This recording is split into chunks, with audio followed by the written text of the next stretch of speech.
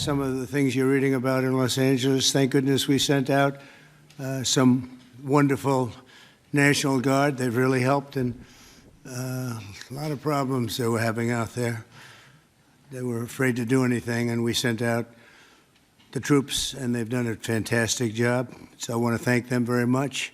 Mr. President, in 2020, when you were talking about unrest in American cities, you said, quote, "We have to go by the laws. We can't call in the National Guard unless we're requested by a governor." What changed now? Why is this situation different to not consult with Governor Newsom about this? Well, the biggest change from that statement is we have an incompetent governor. So I talked about governors, but I didn't talk about he's an incompetent governor. Look at the job he's doing in California. He's destroying one of our great states. And if I didn't get involved, if we didn't bring the Guard in, and we would bring more in if we needed it, because we have to make sure there's going to be law and order. You had a disaster happening. And they now admit it was a disaster. I watched the chief yesterday, who's a good man, by the way, and he said, "Well, we're lucky we did this because they were overwhelmed. You saw what was happening." So we did the right thing. Everybody agrees to that. But you have a governor who let the city burn down, didn't want water.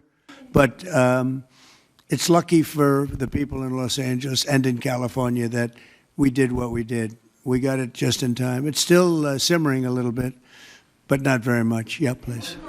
Have you gotten What crime has Governor Newsom committed? A crime has he committed?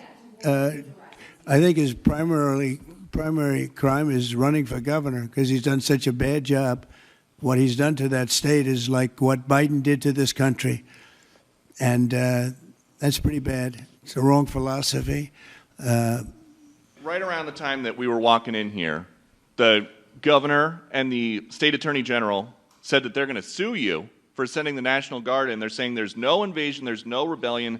The president is trying to manufacture chaos and crisis on the ground for his own political ends. Federalizing the California National Guard is an abuse of the president's authority under law.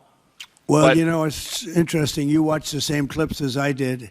Cars burning all over the place, people rioting. And by the way, we stopped it.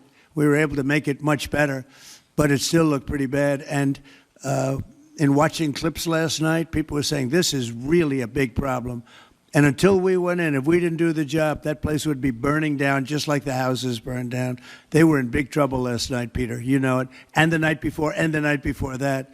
What do you make of the fact that he says, you want a civil war on the streets of America? No, it's just the opposite. I don't want a civil war. A civil war would happen if you left it to people like him.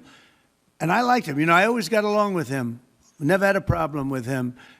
But he's grossly incompetent. Okay. Are you going to deploy Marines in California? We'll see what happens. I mean, I think we have it very well under control. I think it would have been a very bad situation. It was heading in the wrong direction. It's now heading in the right direction. And we hope to have the support of Gavin, because Gavin's the big beneficiary as we straighten out his problems. I mean, his state is a mess. I mean, it's not even conceivable that somebody would do the kind of things that he did.